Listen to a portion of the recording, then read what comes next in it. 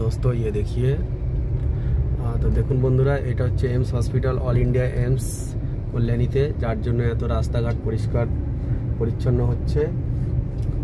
দেখুন দেখতে পাচ্ছেন খুব সুন্দর এই দিকটা আপনাদের দেখাই একটু কি বিশাল হসপিটাল হয়েছে দুর্ধর্ষ লাগছে দেখতে দূর থেকে খুব সুন্দর